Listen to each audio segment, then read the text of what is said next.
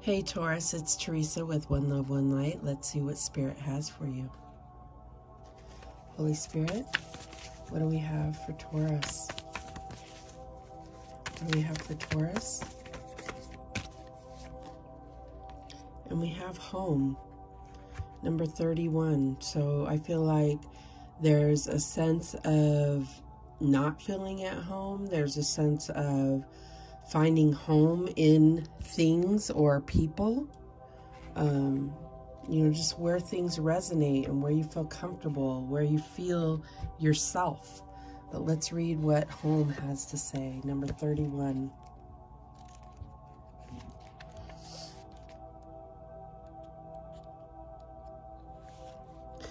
This card invites you to align with your temple space. Consider all the amazing things your body does and how you effortlessly move through reality. Become aware of the many gifts that come from a deep sense of truly occupying yourself. Often very intuitive souls exist within the upper chakras and may struggle with the density of humaning. You may not feel like you are from here, but as though you are more accustomed to navigating a world with different parameters. At this time on earth, it is a blessing to have the vessel of a body. It is an opportunity to make a difference, so celebrate it. You have dreams and visions and may yearn to float around in more etheric realms, but it is when we are fully grounded and present in our bodies that we can actualize these ideas and make a difference. Be grounded, find your home, as just like a tree, the deeper our roots, the higher we can reach into the heavens. So I do feel like, you know, there are obviously so many benefits from operating from a more ethereal state of mind, or an ethereal consciousness, but I feel like there's really a need to get grounded and reflect more on the soul operating within the body.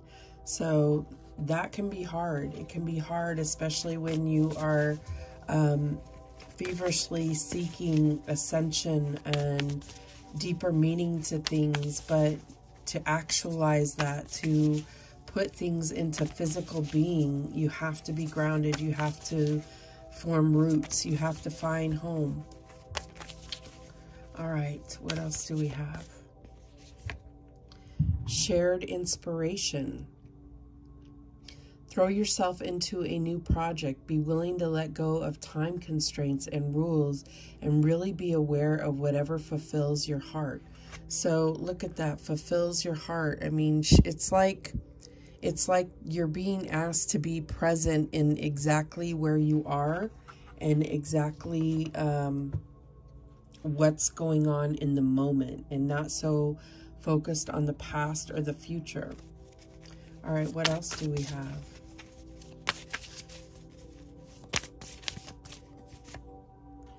And we have the Rainbow Light Temple, inner light activation, and they talked about this as a temple. So I'm going to read that one as well. So we have 31, 20, and 8, if those numbers are significant to you.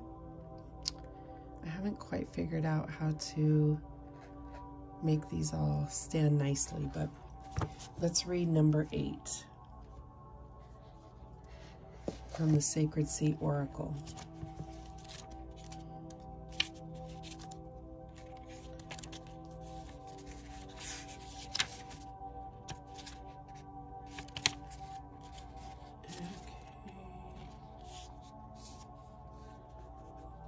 The Rainbow Light Temple is a grid of crystal light, fractals, prisms, chimes, and streams, woven light codes encircling your body, elevating your spirit, and activating your DNA. Imagine a new reality where everything in your life and sight is made up of these thin cosmic light streams, which are pure consciousness. In this reality, your body is made up of the same light, and you can change it based on your thoughts and level of consciousness about yourself. You are only as dense as you think you are only as stuck as you choose to be.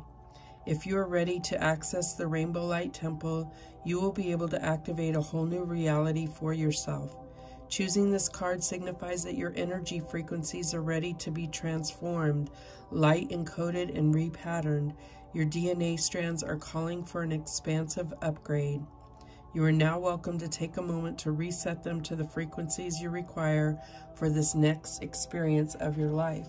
So I feel like, I feel like you're being inspired. I feel like you are preparing. It's almost like you have to lay roots so that you can have a base in which to stretch further than you have in the past. All right. What else do we have? What else do we have for Taurus?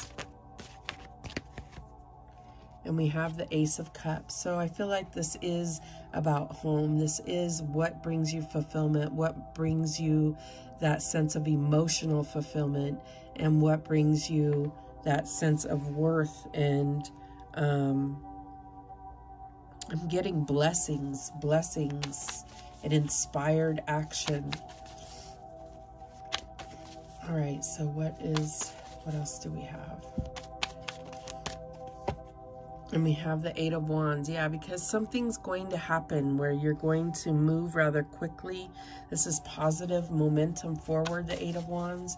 And so I feel like there's, it's going to happen rather quickly. So you have to have this grounding, this, kind of something to tether to, because things are going to move fast and in a positive direction, but you have to have something to tether to so you don't get lost in the mix. That's what I'm getting here. What is the challenge? And we have the Palace of Wands. So the challenge is getting the energy.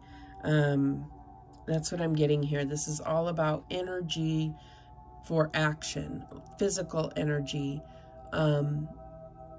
emotional strength. This is about inspiration here. That's where your challenge is allowing yourself to be inspired. And that's why this inner light activation is going to be happening for you.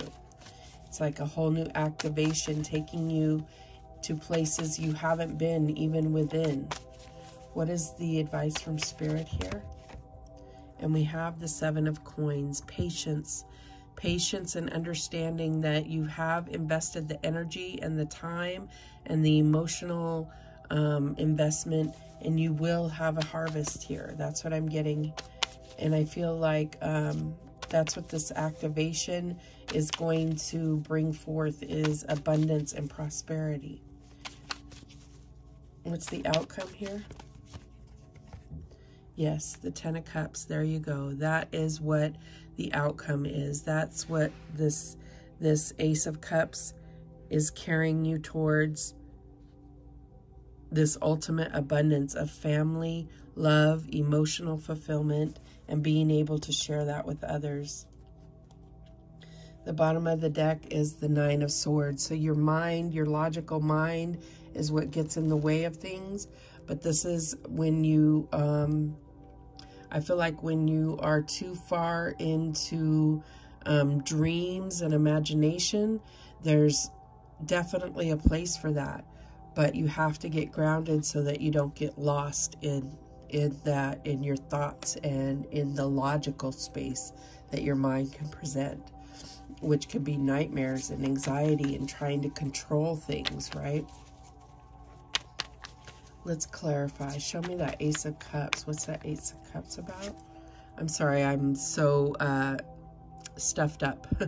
We have the Page of Pentacles. So I feel like, yeah, look at this. She's learning to believe in the magic that can happen with what she already has. Like the potential, the magic of the potential. That's what I'm getting here. What is the Seven of Wands about? And we have, the Eight of Wands, and we have the Ace of Wands. So definitely that shared inspiration, that's what's going to help you, that inner light activation. I mean, that's plain and simple what this is. It's about inspiration. It's about the energy the physical energy, the emotional energy to take action, to feel inspired, motivated. Show me this Palace of Wands in the challenge position. And we have the King of Wands. So yeah, that's what I'm getting, is like, that's what's been hard for you, is to stay motivated, to keep your fire going, to find things that bring you that inspiration, that motivation, that energy, that physical energy. So maybe you've been really struggling with physical energy. And it could be due to depression and anxiety. All right, so what is this Seven of Coins all about? Show me the Seven of Coins. And we have the Tower.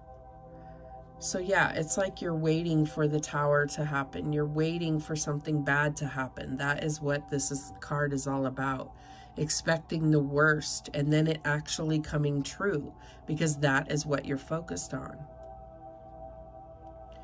But I feel like this Tower could be exactly what's in order to really activate you. Show me this Ten of Cups. And we have the Knight of Swords. Yeah, I feel like this is about getting clear in your mind instead of all this anxiety and nightmares and not, you know, like expecting the worst and negative self-talk. That's what it's all about. So breaking that down so that you can actually feel the inspiration, the motivation to move forward. At the bottom of the deck, we have the King of Swords. So absolutely focused, inspired, speaking truth instead of whatever else. And I feel like this is also sharing inspiring words. Look at him. He's speaking it and it's going out on the wind.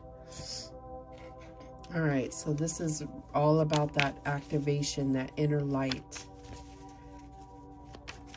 All right. So let's get some other messages. Let's see if any other messages come out with this Deep Sea or Depths of the Sea Oracle. We have Crab, guarded. You've been guarded. You've been expecting the worst. You know, you've been expecting the worst. So I feel like you have been guarded. Soul contracts. This may be something you signed up for. This whole kind of situation that you find yourself in is something you signed up for. This is fulfilling some part of a contract. And this could be with another person. Yep, dream lover connection. So it has to do with a connection that you have. Doesn't have to be your lover, but I think that it probably is. And that's where this shared inspiration, it's like, can you keep it together through the rough times? That's what I'm getting here. What else do we have?